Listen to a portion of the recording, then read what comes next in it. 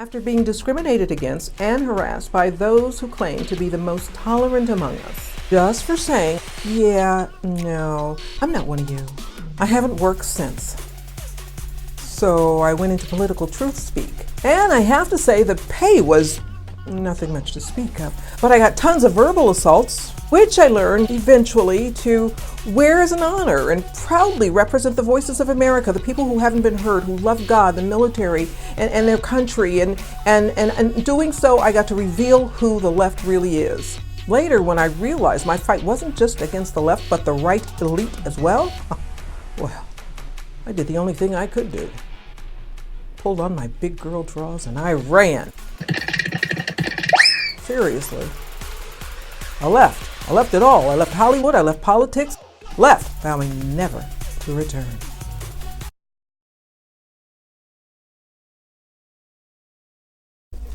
Okay, I'm back. And this time with a book about what it was like to be a black female Christian conservative in Hollywood, aka the belly of the beast. Also with my weekly Facebook interviews and short comedy videos about how the left affects our lives. Alexa, are you a lefty? Why? Because I feel like I still have more to say that can benefit our great country that's fast fading away. And because my friends kept yelling at me about running away. But here the problem is, the left is welcome on countless networks, social media sites, and so-called news sources. And they get paid and paid well for speaking truth to power, aka hating America, Americans, freedom, liberty, conservative talk show hosts, Trump supporters, God. Not to mention they get to push their agenda like higher taxes, a sexually warped society, the killing of the unborn, the killing of the been born. Patriots like me speak out and we create shows, sadly, with the acceptance that somewhere along the line, this is going to be a labor of love. Right now, I'm working on growing my audience, knowing full well that the social media powers that be will kick my black ass right on out of here as soon as my audience grows large enough to threaten the left. FYI, they're not against hate speech. They hate speech. That's what they're against. But things don't have to be this way. I happened to see Deneen Borelli's video this morning, ironically the same day President Trump is holding his social media summit at the White House.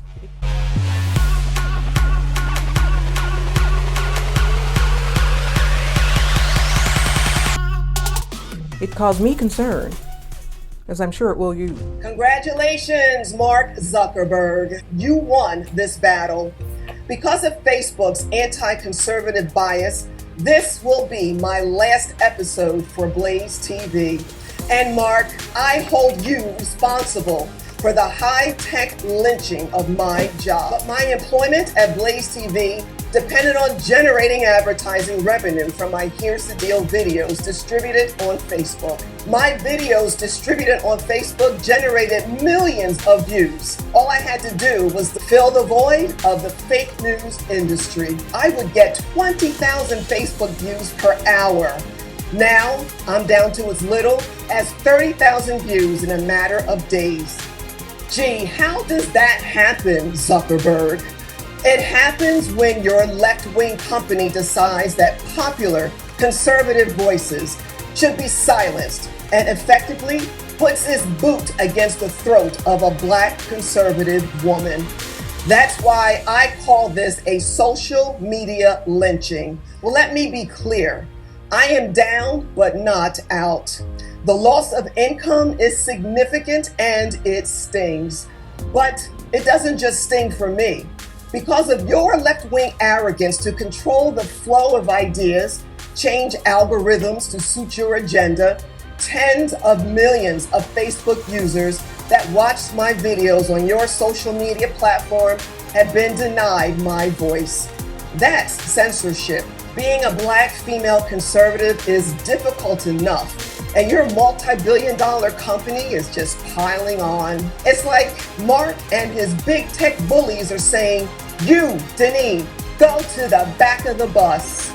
Black female conservatives take heat from all sides, family, friends, and Democrats. Losing my show also sends a message that being a highly visible black female conservative is a dead-end career choice.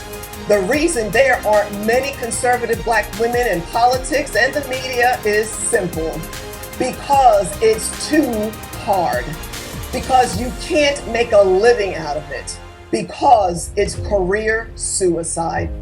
In contrast, liberal black women have it easy and can cash in, pure and simple. Zuckerberg, you won this round, but I will not. Let me repeat, I will not be silenced. This isn't about being a black conservative. We choose what we do. We do what we do because we believe in it.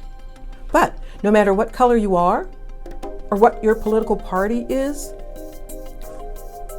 it should concern you when those who hold the monopoly on social media platforms have the same identical political agenda as one party, and they're willing to use their platform to shut out dissension. If to be on the left means you have to check your morals, your ability to distinguish right from wrong to join the party, I would lovingly have to say, you have lost your ever-loving mind.